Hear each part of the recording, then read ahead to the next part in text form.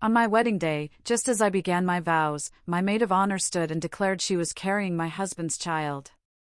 300 guests gasped, but instead of tears, I smiled and said, "I've been waiting for you to finally confess." Her face turned pale, she never saw what was coming next. Can you imagine standing at the altar, feeling pure, unadulterated joy, ready to say I do, only to have your entire world shatter into a million pieces before you can even get the words out? What happens when your best friend announces she's pregnant with your fiancé's baby, right there, at your wedding? What the hell would you do? The church that day was breathtaking. White roses cascaded down the altar, their petals scattered along the aisle like fallen snow.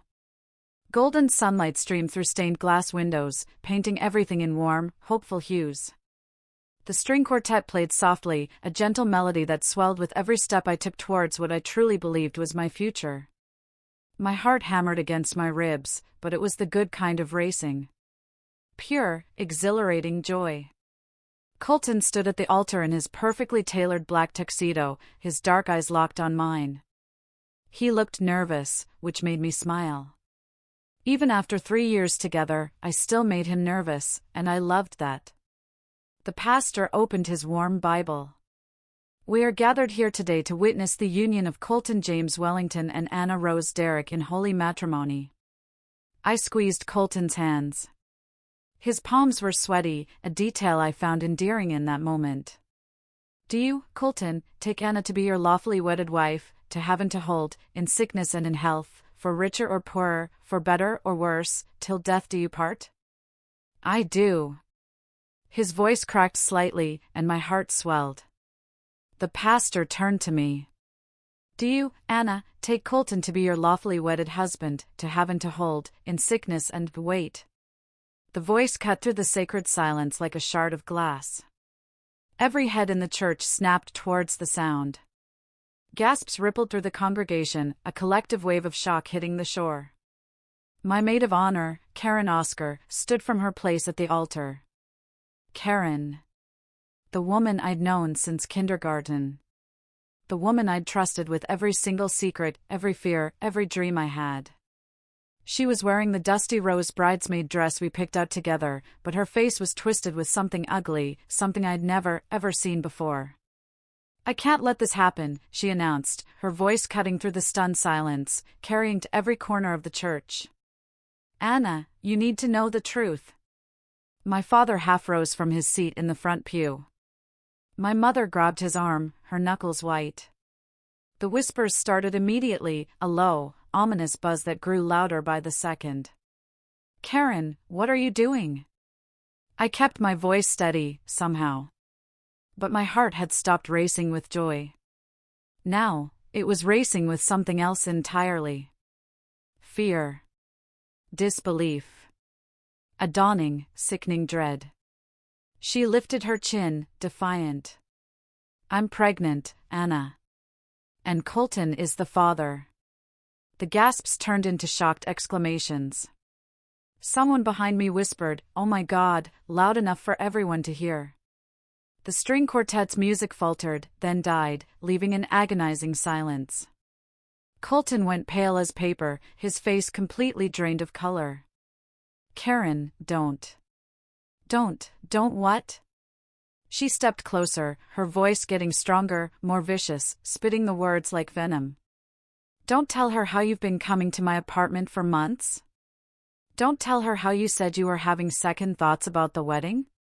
Don't tell her how you whispered that you loved me while Enough, my brother Tristan shot to his feet, his face murderous. My sister Sydney grabbed his arm before he could charge the altar. Karen smirked at me, triumph gleaming in her dark eyes, a look I now realize I should have seen coming for months. Face it, Anna. You're the consolation prize. He settled for you because I wouldn't commit.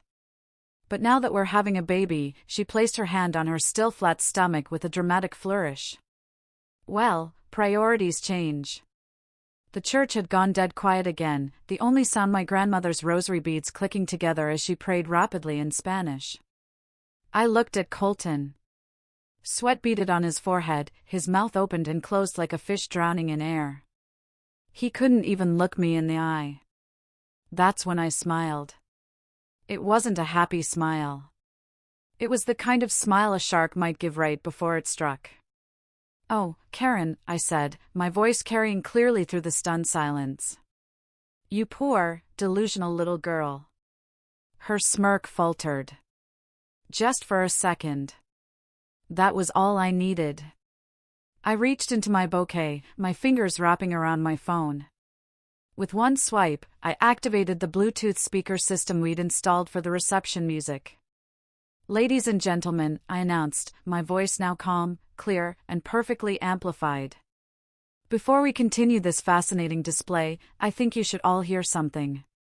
Karen's face went from triumphant to confused, then to absolutely terrified as her own voice filled the church. God, Colton is such an idiot.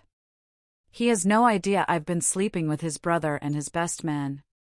The pregnancy could be any of theirs, but Colton makes the most money, so obviously he's my best bet for child support. Karen's cackling laugh echoed off the church walls as the recording continued.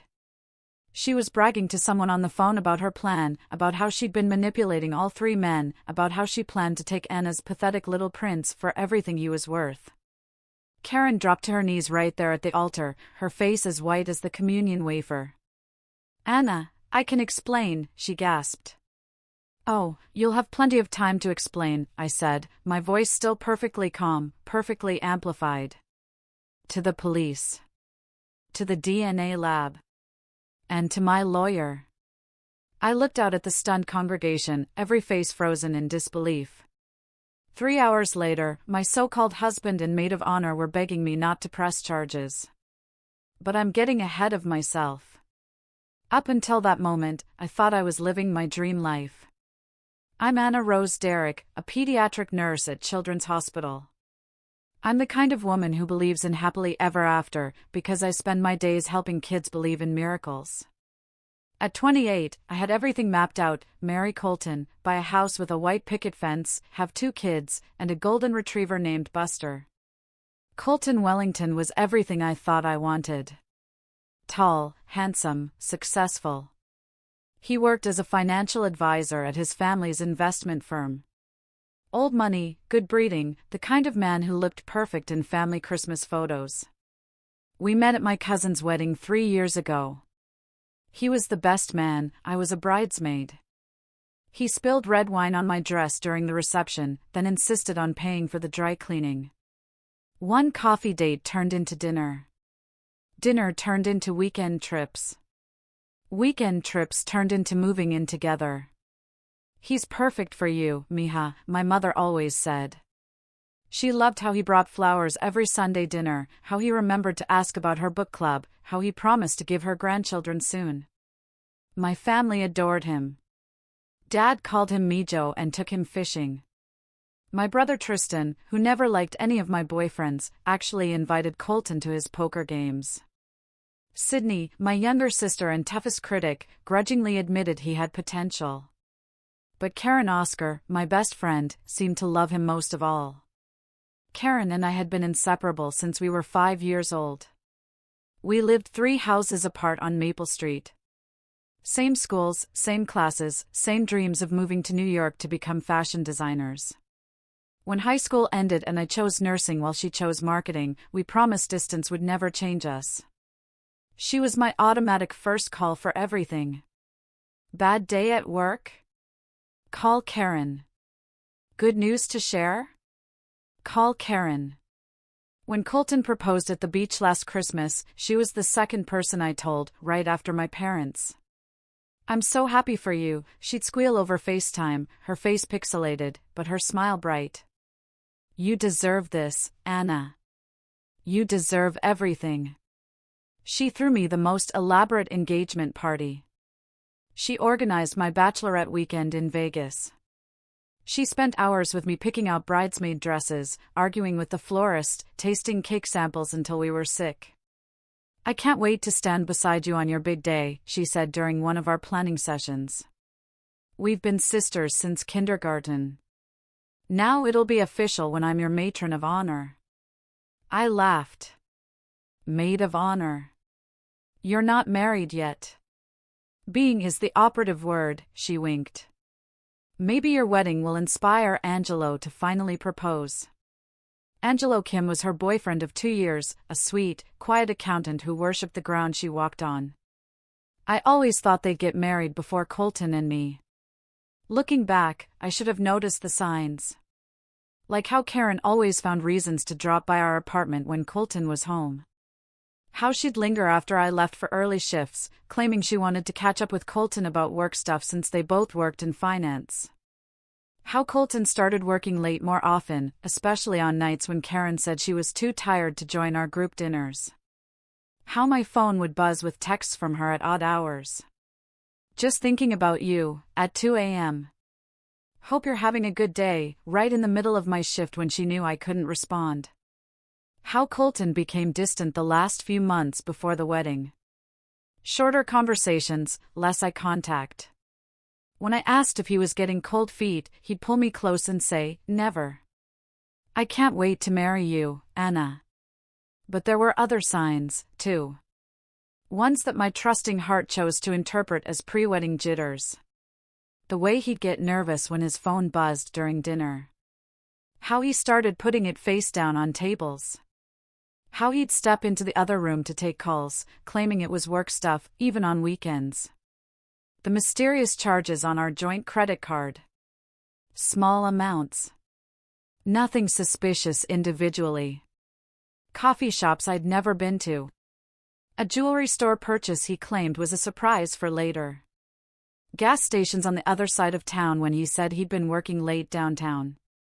3 weeks before the wedding, I found a pregnancy test box in our bathroom trash, empty, but the box was there. When I asked Colton about it, he looked genuinely confused. Maybe Sydney left it when she visited last weekend, he suggested. I called my sister. She laughed. Girl, I'm not even dating anyone seriously. Must have been housekeeping. You know how hotel maids sometimes dump their personal trash in guest bins?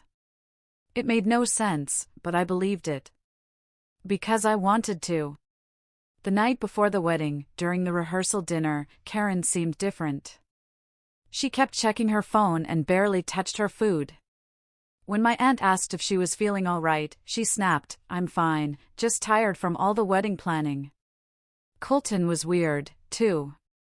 He kept staring at Karen when he thought no one was looking. When she got up to use the bathroom, he found an excuse to step outside for fresh air 2 minutes later. "You okay, bro?"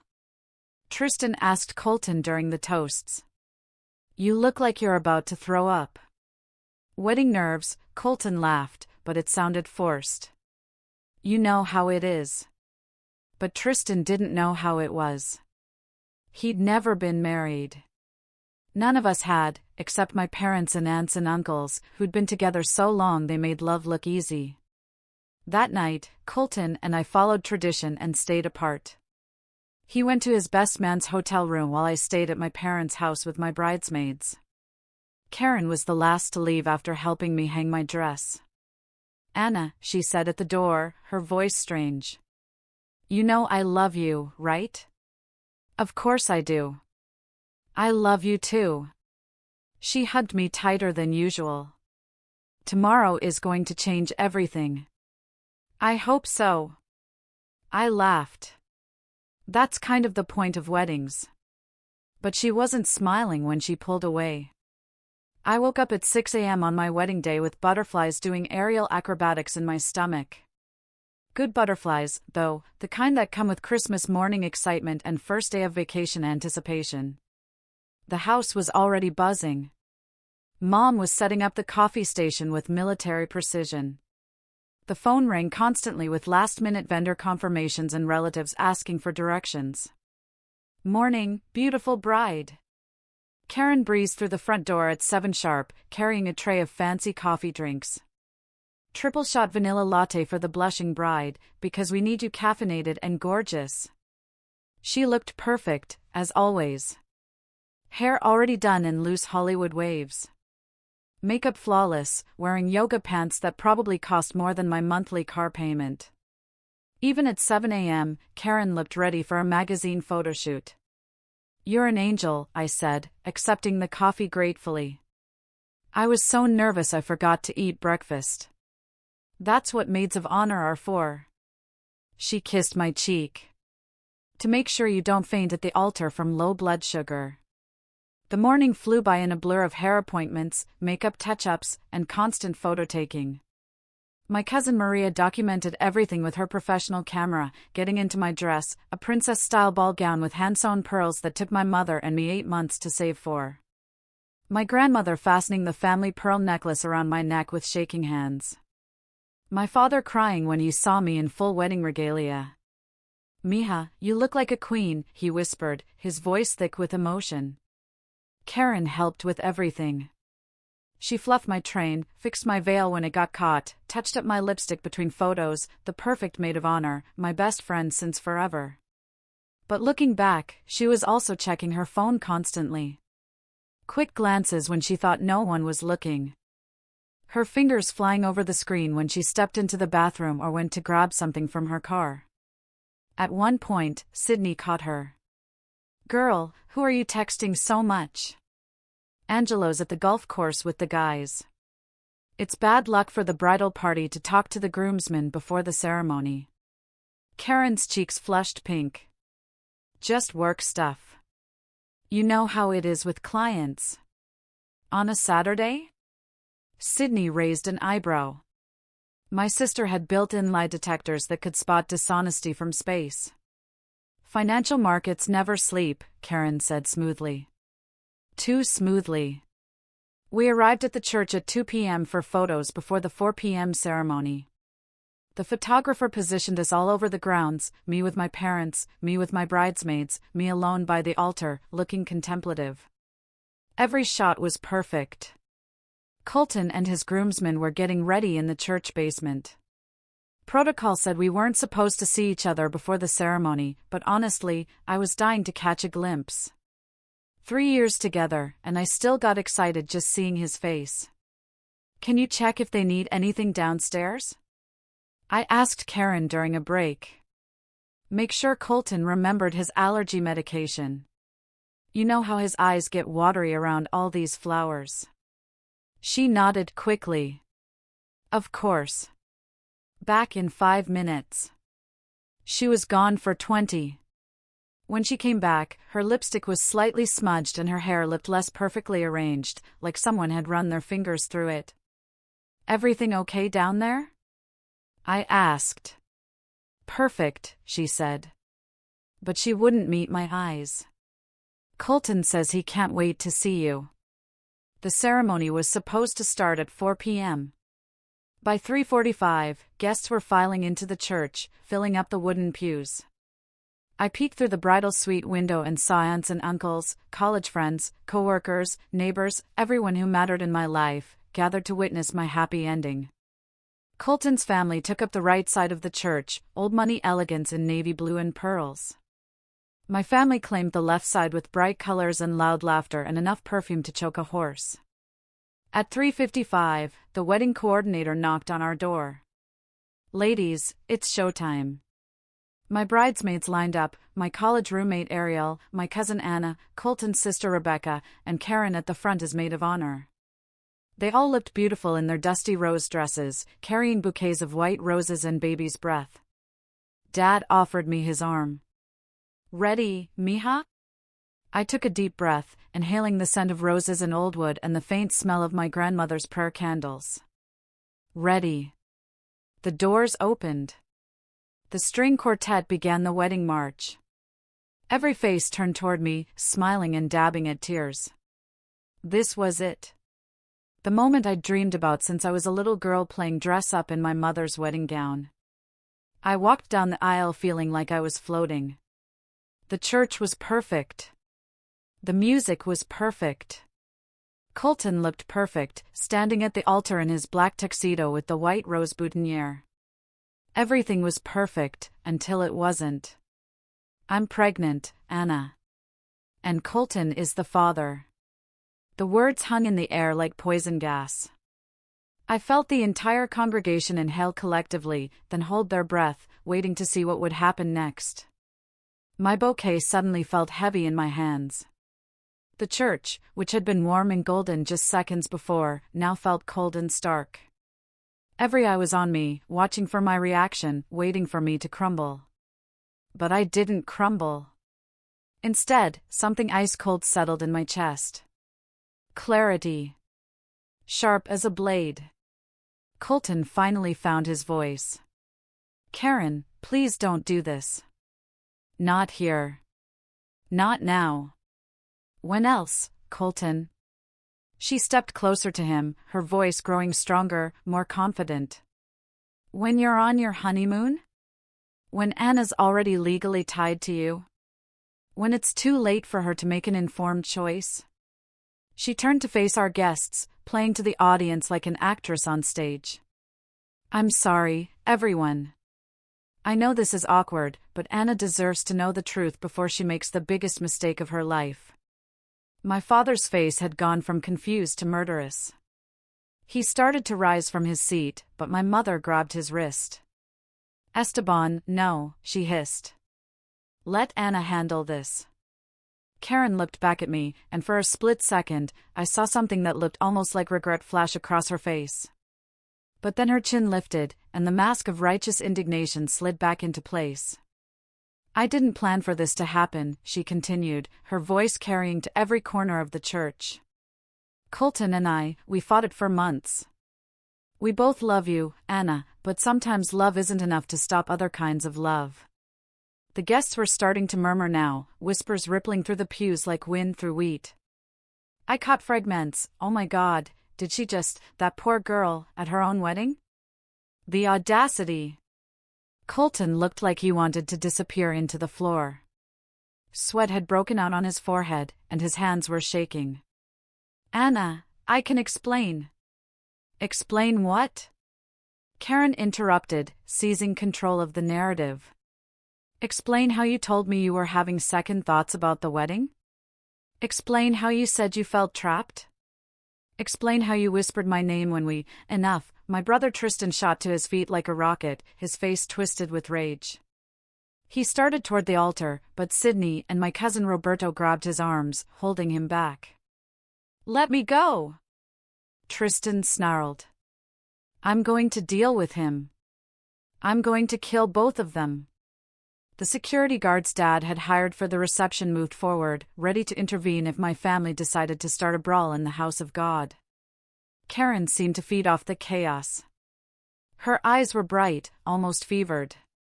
"Anna, you have to understand. I never meant for this to happen, but we can't help who we fall in love with. And Colton, he loves me. He's always loved me." She placed both hands on her stomach in a gesture that was clearly meant to be protective and maternal. This baby deserves to have its father, and Colton deserves to be with the woman he truly wants. Colton looked at her like she'd lost her mind. "Karen, stop talking. You're making this worse." But she was on a roll now, drunk on the attention and drama. Worse? Colton, hiding the truth is what made this worse. Living a lie is what made this worse. She gestured toward me. "Look at her, standing there in that ridiculous dress, thinking she's about to marry the love of her life.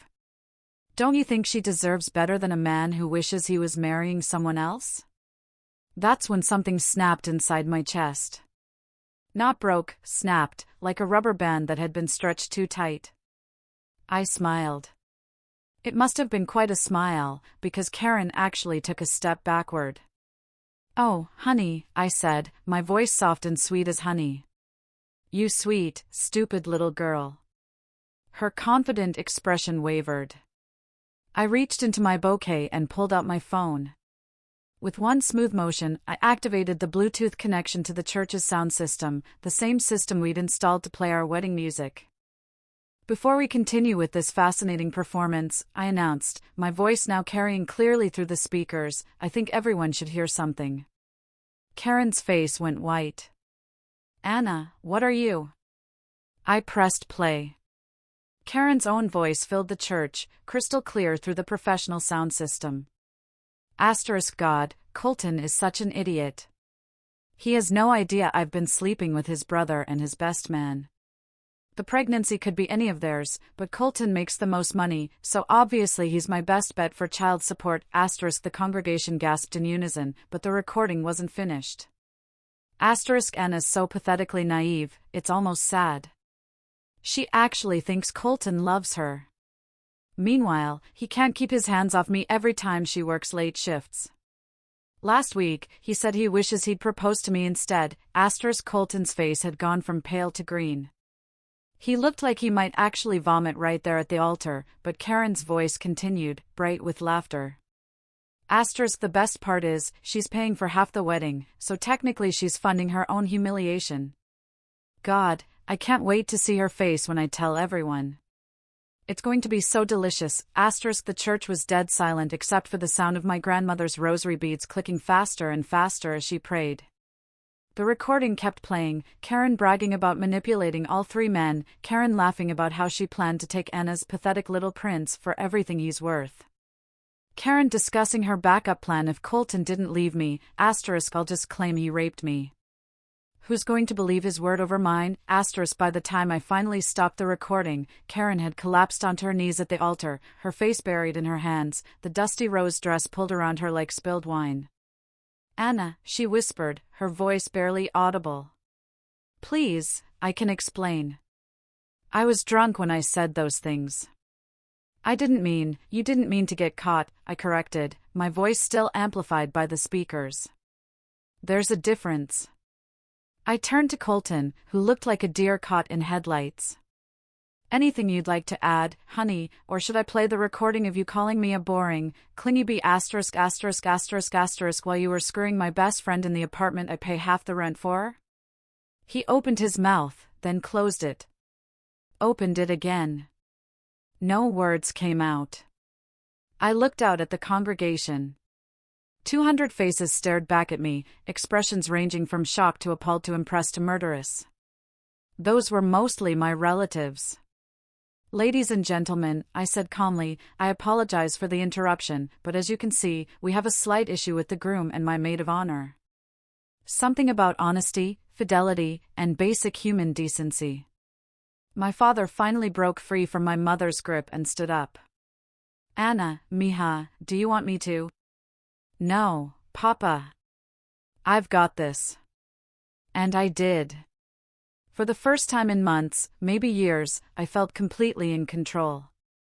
You want to know the funny thing? I said, my voice still carrying through the church speakers as I looked down at Karen, who was still on her knees at the altar. I've known about you two for months. The congregation rustled like leaves in the wind.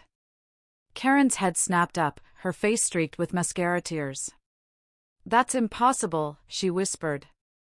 Is it? I pulled up my phone again, scrolling through photos.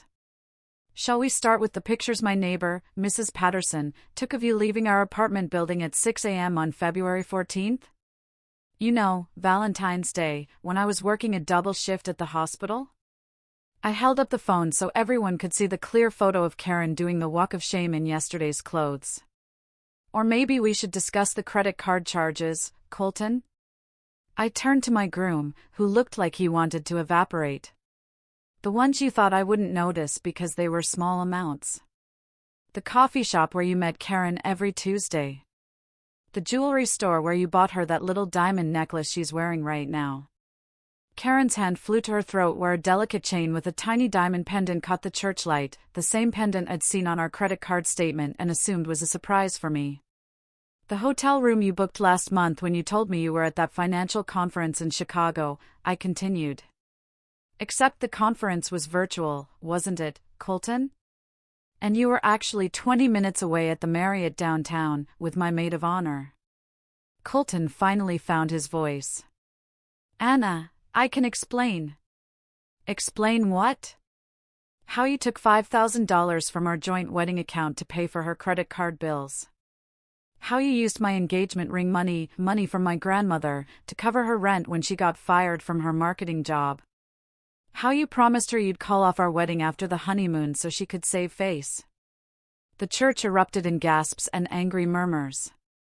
Someone behind me said, Jesus Christ, loudly enough to make Father Rodriguez wince. But I wasn't done.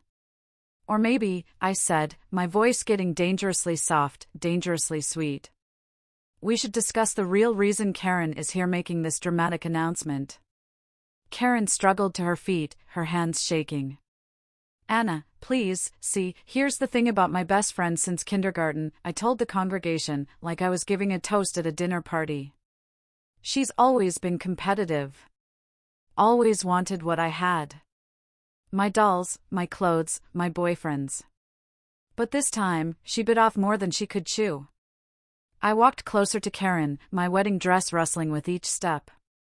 The guests were so quiet, I could hear the silk train sliding across the marble floor. Tell them about the DNA test, Karen. Her face went ashen. I don't know what you're talking about. The DNA test you took last week, I pressed. The one that proved the baby isn't Colton's. The church exploded. Gasps, exclamations, the sound of shocked whispers turning into full-blown conversations. Someone's grandmother started praying even louder in Spanish.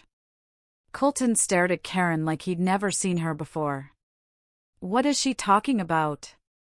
Karen's mouth opened and closed like a fish gasping for air. That's not. Anna, you're lying. Am I? I pulled a folded paper from inside my bouquet. Paternity test results, dated last Tuesday. 24% probability that Colton Wellington is the father. Which, for those of you who aren't familiar with genetics, means definitely not the father.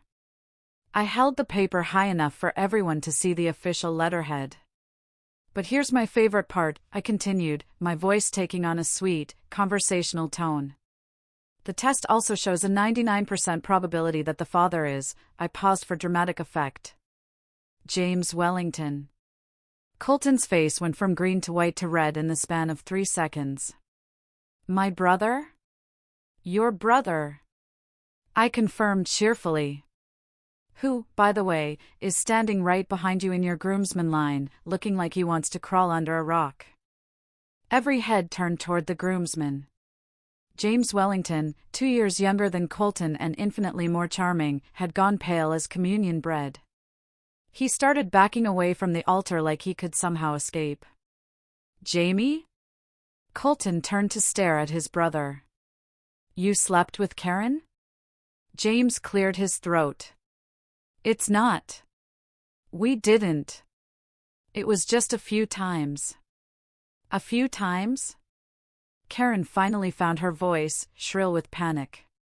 James, you told me you loved me. You said you were going to leave Rachel. Now the congregation was getting a show better than daytime television. Rachel Thompson, James's fiancée, was sitting in the third row with Colton's family. She shot to her feet like a rocket. What did you just say? Rachel's voice could have shattered the stained glass windows. Rachel, baby, I can explain, James started. But I wasn't finished with my revelations. Oh, but wait, I said brightly. There's more. Tell them about Michael, Karen. Michael Foster, Colton's best man, was standing at the far end of the groomsman line. At the mention of his name, he went rigid. No! Karen whispered. Anna, please don't. Michael Foster, I announced to the church. Also a possible father. Also promised he'd leave his wife for you. Also completely unaware that you were playing musical beds with the entire wedding party. Michael's wife, seated with the other spouses, let out a sound like a wounded animal. She turned to stare at her husband with murder in her eyes. The church was in complete chaos now. Rachel was screaming at James. Michael's wife was crying while her sister held her back from charging the altar. My relatives were shouting threats in Spanish and English, while Colton's family looked like they wanted to disown everyone and flee to another country. But through it all, I stood calm and collected in my princess ball gown, watching my carefully laid traps spring shut on every single person who had betrayed me. How? Karen whispered, tears streaming down her face. How did you find out? I smiled. The same shark smile from earlier, but bigger now.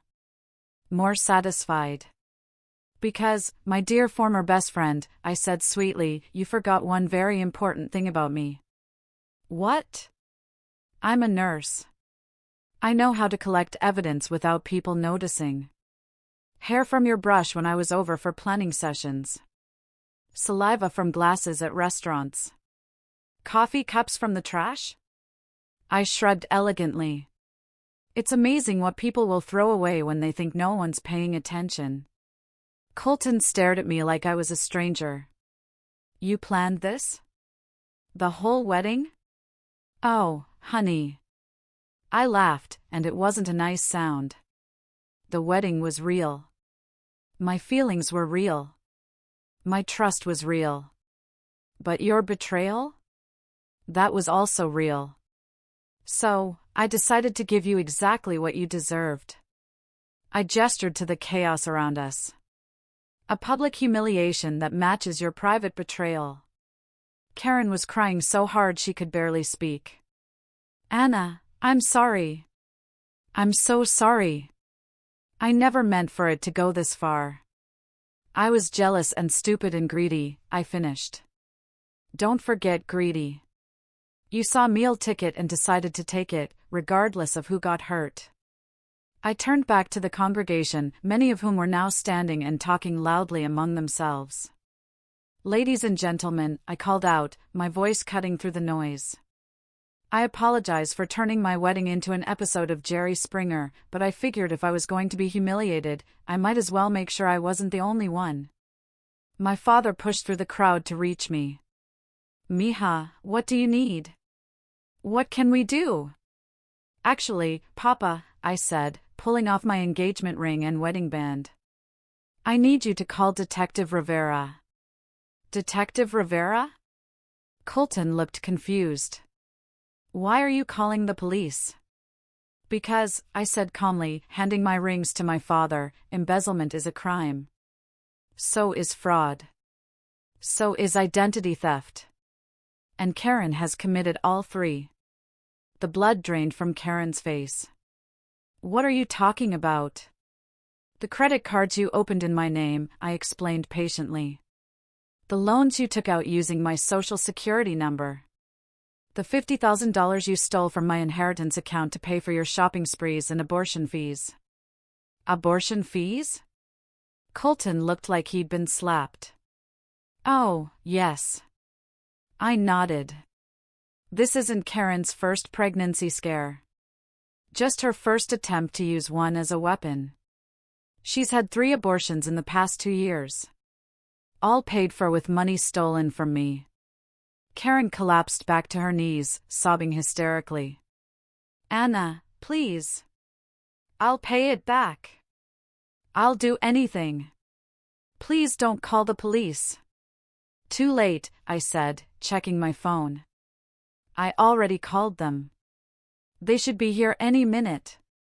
And as if on cue, the sound of sirens began to wail in the distance, growing closer by the second. The police sirens were getting louder, but the chaos in the church was deafening. Rachel was still screaming at James, who was trying to push past the other groomsmen to escape. Michael's wife had broken free from her sister and was now advancing on Michael with her purse raised like a weapon. My family members were shouting in a mixture of Spanish and English, while Colton's family looked like they were attending a funeral instead of a wedding. Anna, you can't be serious about this. Colton said, reaching for my hands. I stepped back before he could touch me. Dead serious, I replied. You stole from me, Colton. You used our joint account like your personal piggy bank.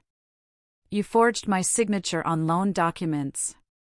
And you helped her, I pointed at Karen, who was still kneeling on the altar floor, commit identity theft. The apartment lease you co-signed for her using my credit information, I continued. The car loan you guaranteed with my income statements. The credit cards you helped her apply for by providing my employment verification. Should I go on? Colton's face crumbled.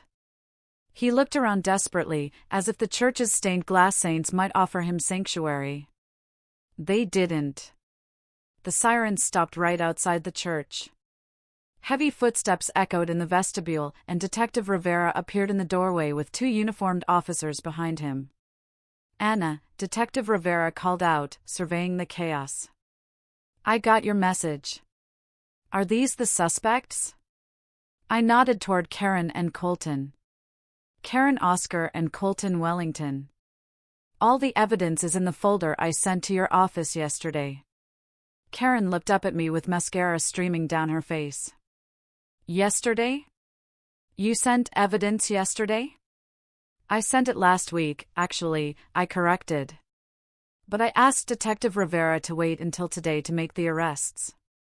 I wanted to give you one last chance to come clean, to maybe, just maybe, show a shred of decency and call off this ridiculous charade before you destroyed everything." "But you planned the DNA tests," Colton said weakly. "You knew." "I hoped I was wrong," I said simply. "Right up until this morning, I hoped I'd wake up and discover this was all some horrible nightmare, that my best friend since kindergarten and the man I loved wouldn't actually betray me this completely." Detective Rivera approached the altar. "Karen Oscar, you're under arrest for identity theft, fraud, and embezzlement. Colton Wellington, you're under arrest for conspiracy to commit fraud and embezzlement." "No, wait." Karen scrambled to her feet as the officer pulled out handcuffs. "Anna, please, we can work this out. I'll pay you back every penny." "With what money?" I asked coldly. "You don't have a job. You have $50,000 in debt. You're pregnant with a baby that isn't even Colton's. What exactly are you going to pay me back with?" "I'll figure something out. Please, Anna. We've been friends since we were 5 years old. That has to count for something." "It did count for something," I said, my voice breaking just a little. "It counted for everything. That's why this hurts so much." The officer cuffed Karen while she sobbed. Colton didn't resist when they cuffed him, but he kept staring at me like he couldn't believe what was happening. "Anna," he said as they started to lead him away. "This whole thing with Karen, it was a mistake. A stupid, terrible mistake." I looked at him for a long moment. This man I'd planned to spend my life with. This man I'd trusted with my heart, my body, my future, my money. "No, Colton," I said quietly. "Marrying you would have been the mistake." As the police led them toward the church doors, Karen turned back one more time. "Anna," she called desperately. "The baby? What about the baby?" "That's between you and James," I replied.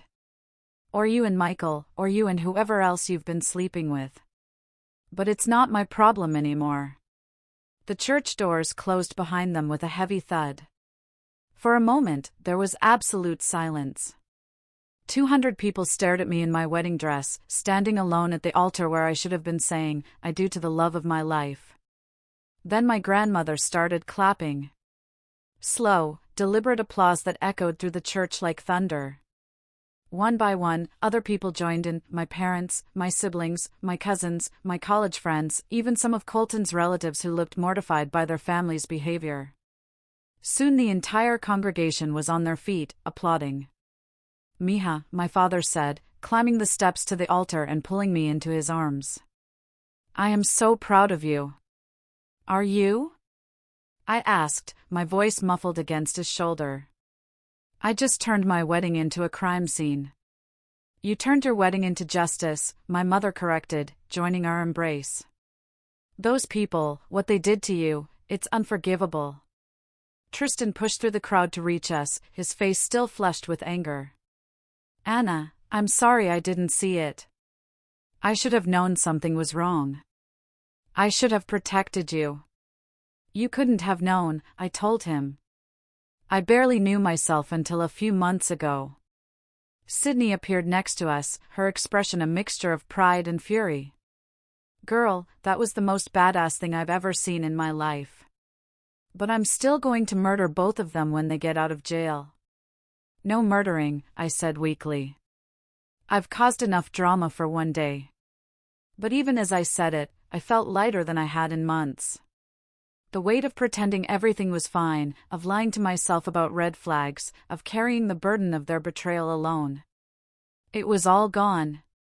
Father Rodriguez approached cautiously. "Anna, my dear, are you all right? Do you need any?" "Actually, Father," I said, surprising myself. "Would it be possible to say a prayer? Not a wedding prayer, obviously, but maybe a prayer of gratitude."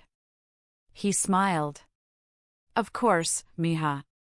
The congregation settled into their seats as Father Rodriguez moved to the pulpit. But instead of a somber prayer, he spoke about strength, about truth, about the courage it takes to stand up for yourself when the people you trust most have betrayed you. "Sometimes," he said, "God shows us people's true faces, not to hurt us, but to save us from a lifetime of being hurt by them."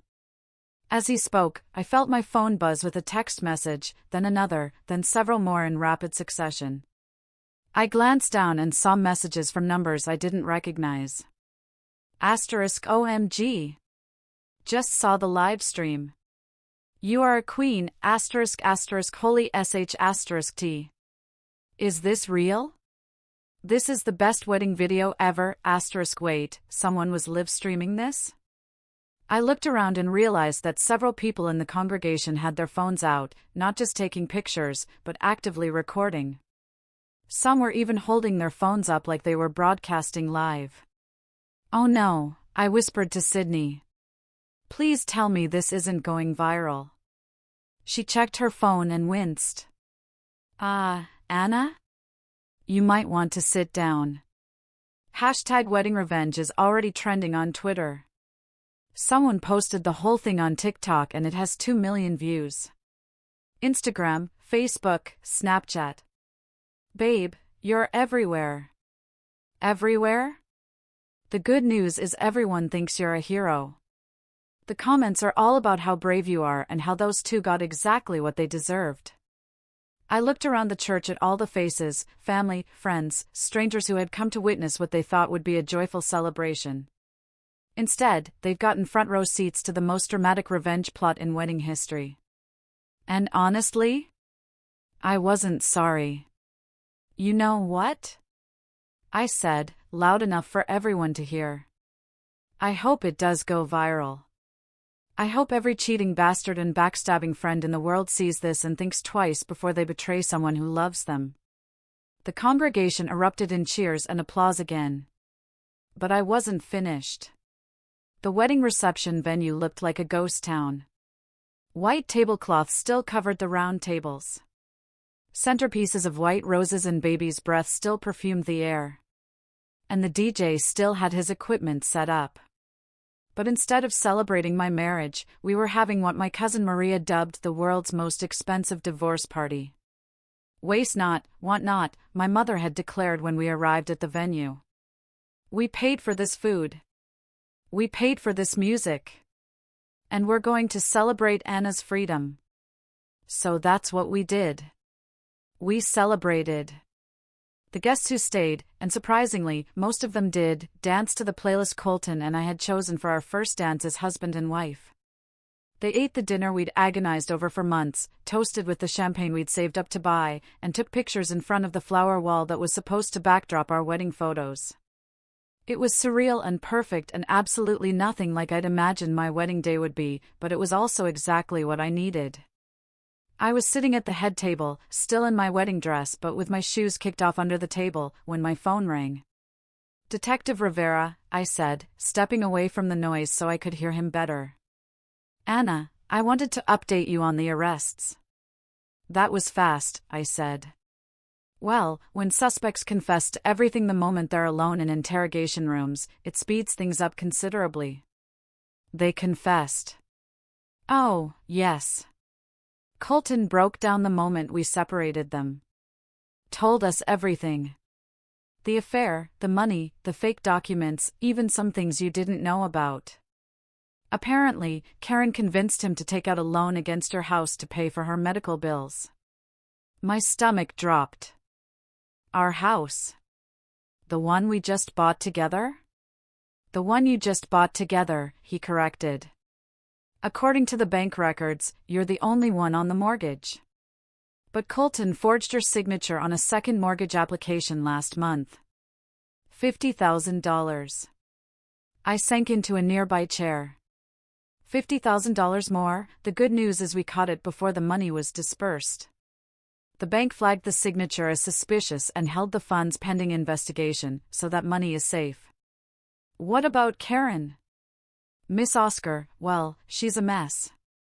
Crying, apologizing, claiming she was manipulated by Colton. But then she started trying to negotiate a deal, which pretty much eliminated any sympathy we might have had. What kind of deal? She offered to testify against Colton for a reduced sentence. Said she could provide evidence of other crimes he committed. When we told her we already had all the evidence we needed, she tried to claim he forced her to steal from you. I almost laughed. Even handcuffed in a police station, Karen was still trying to manipulate everyone around her. How long will they be in jail? That depends on the DA and how much they cooperate.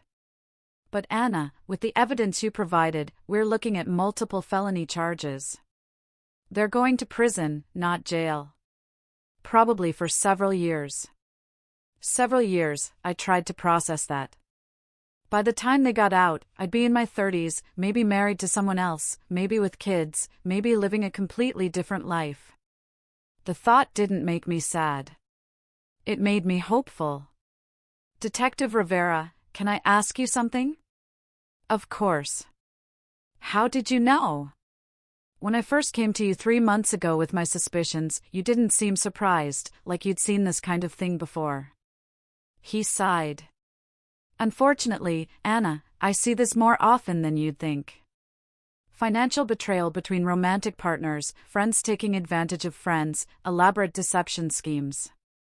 What I don't often see is someone as prepared as you were.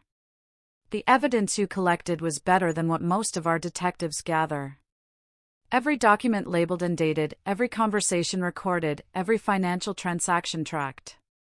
You built an airtight case. I'm a nurse, I said simply. We're trained to be thorough. You're also incredibly brave. A lot of people in your situation would have confronted the cheaters privately. Maybe tried to work things out. You chose justice instead. Justice, was that what this felt like? More like survival. After I hung up, I walked back toward the celebration. But before I could reach my table, I was intercepted by a woman I didn't recognize. Mid-30s, professional-looking, with a press badge hanging around her neck. Anna Derrick? I'm Jennifer from Channel 7 News. I was wondering if I could ask you a few questions about what happened today. The news? I looked around and realized there were several people with cameras and notepads scattered around the venue. How did you? The video went viral about 2 hours ago. We've been trying to reach you for comment. What video?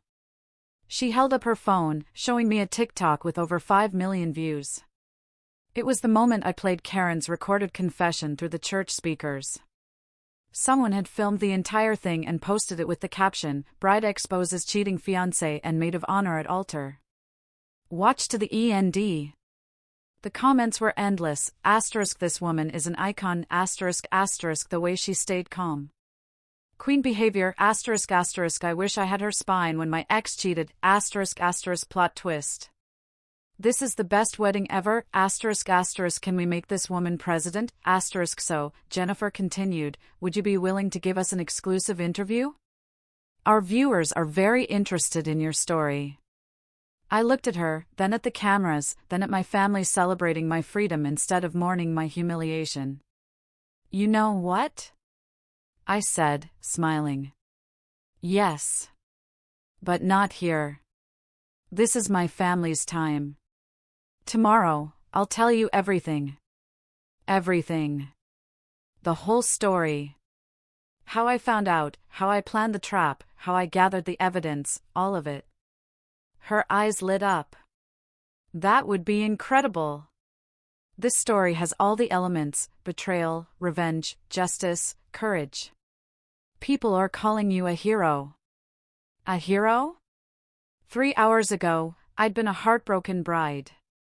Now, I was a hero. Life was weird.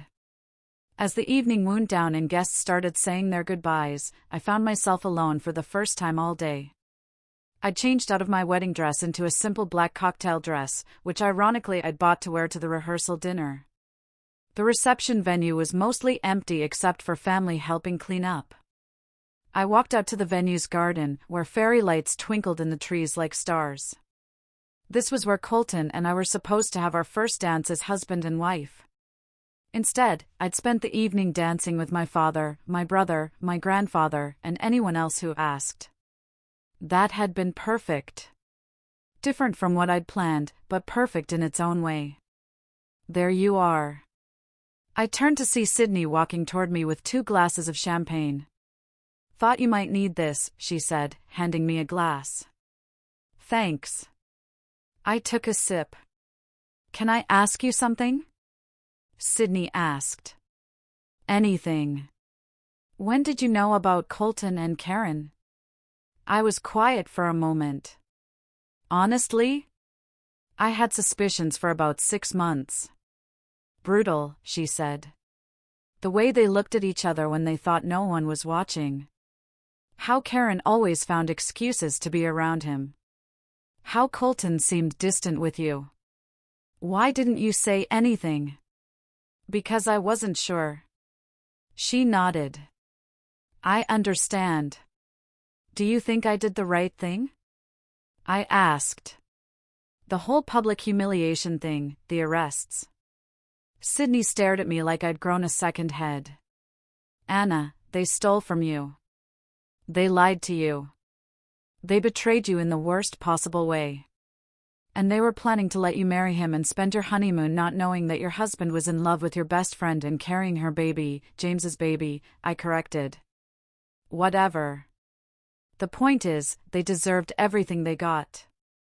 And honestly, you probably saved other people from being victimized by them in the future. You think so? I know. Karen's been using people her whole life. Remember in high school when she borrowed money from half our class and never paid anyone back? Or when she cheated on that scholarship exam and let Maria get blamed for it? Or when she, okay. I laughed. I get it. I should have seen the patterns earlier. Love makes us blind to patterns, Sydney said gently. Both kinds of love. Romantic love and friend love. We stood in comfortable silence, sipping our champagne and watching the fairy lights twinkle. So, what happens now? Sydney asked. Well, according to Detective Rivera, they'll both probably go to prison. I'll have to testify at the trial, but he says it's pretty much a slam-dunk case. I meant what happens to you. What do you do now? I thought about it. For 3 years, my entire future had been planned around Colton. Our apartment, our joint accounts, our 5-year plan, our dreams of kids and houses and growing old together.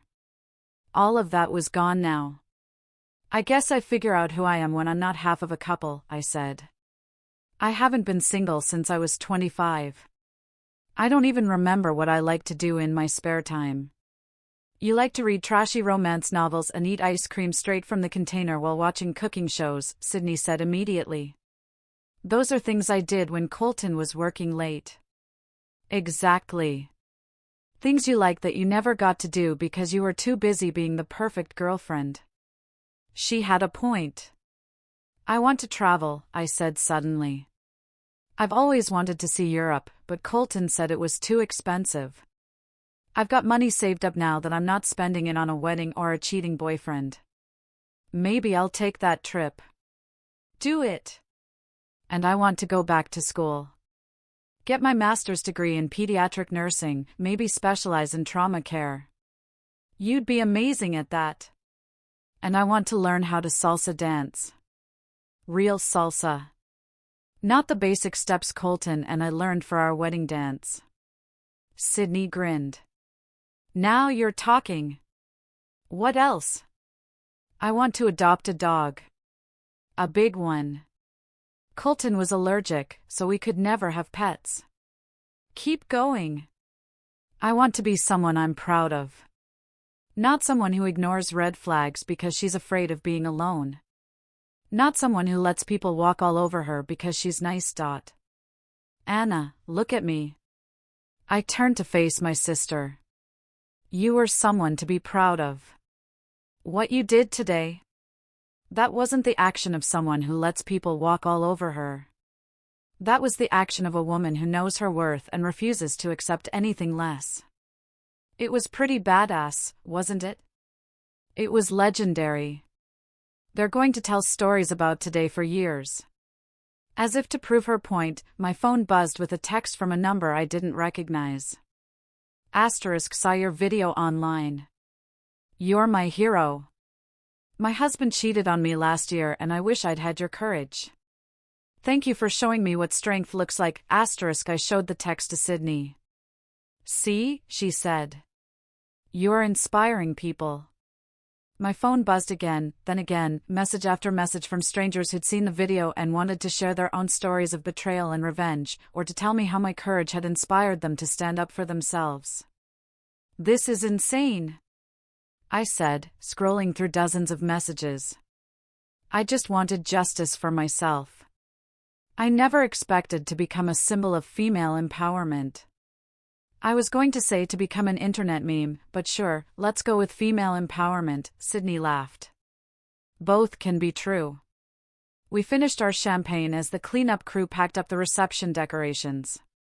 Soon the venue would be ready for the next event, the next celebration, the next beginning. Ready to go home? Sydney asked. I looked around one more time. This place that was supposed to hold the memories of the happiest day of my life. Instead, it would always be the place where I chose myself over settling for less than I deserved. Actually, I said, I don't want to go home. Not to the apartment I shared with Colton, anyway. Can I stay with you tonight? Of course. We'll order pizza, drink wine, and plan your European vacation. Sounds perfect. As we walked toward the parking lot, Sydney's phone rang. She answered it, then held the phone out to me with a strange expression. It's for you. Who is it? The Ellen Show. I stared at the phone. Ellen? As in, Ellen DeGeneres? Sydney nodded. I took the phone with shaking hands. Hello? Anna, this is Sarah from Ellen's production team. We'd love to have you on the show next week to talk about what happened today. Ellen thinks your story is incredible and wants to celebrate your courage. Ellen DeGeneres wanted to celebrate my courage. I looked at Sydney, who was grinning like a maniac. You know what? I said into the phone. I'd love to. After I hung up, Sydney grabbed my hands. Anna Derrick, you are about to be the most famous revenge bride in history. Is that a good thing? Are you kidding? You're about to become every woman's hero. You're going to inspire millions of people to stand up for themselves. You're going to change my life completely, I finished. Exactly. Are you ready for that? I thought about Colton and Karen, probably sitting in jail cells right now, realizing that their betrayal had consequences they never imagined. I thought about all the messages from strangers who said my story had inspired them. I thought about the life I'd been planning with someone who didn't deserve me, and the life I was about to build for myself. You know what, Sydney? I've never been more ready for anything in my life. And as we walked to the car, I couldn't help but smile. This morning, I'd woken up expecting to become Mrs. Colton Wellington. Instead, I was ending the day as Anna Derrick, the woman who refused to be played, who chose justice over comfort, who turned her worst day into her most powerful moment. They thought they ruined me on my wedding day. Instead, I buried them with the truth. I'm writing this from a cafe in Barcelona, sipping sangria and watching the sunset paint the Mediterranean golden.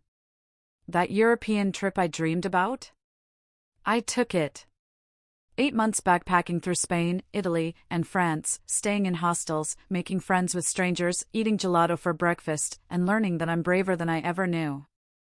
The Ellen Show appearance led to more interviews, which led to a book deal, which led to speaking engagements at women's conferences.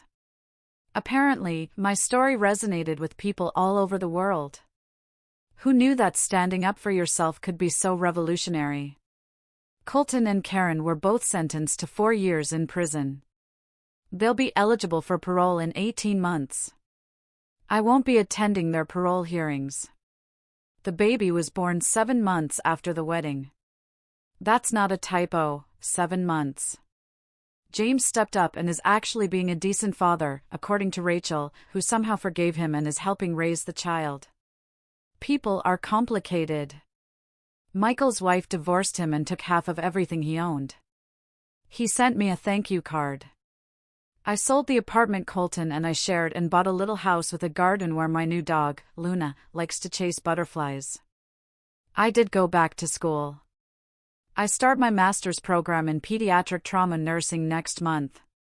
And yes, I learned to salsa dance. I'm terrible at it, but I love it anyway. Sometimes people recognize me on the street and ask if I regret what I did. If I wish I'd handled things differently. If I ever think about forgiving them. The answer is always no. I don't regret choosing truth over comfort. I don't regret demanding justice instead of accepting betrayal. And I certainly don't regret discovering my own strength in the process. The woman who walked down that aisle 8 months ago was hoping to find happiness by attaching herself to someone else's life. The woman writing this has learned that the best kind of happiness comes from building a life you're proud of, with or without someone else. I'm not looking for my next relationship. I'm not trying to replace what I lost. I'm creating something entirely new. And if someone wants to be part of that life, they'll have to earn it. They'll have to prove they deserve the love of a woman who knows her worth, who won't ignore red flags, who won't settle for less than she deserves. Because I learned something important on my wedding day. The person who matters most in your love story is you. My story? It's just getting started. Have you ever faced a shocking betrayal that forced you to stand up for yourself in a way you never thought possible? What did you do? Share your story in the comments below. I truly want to hear what you think.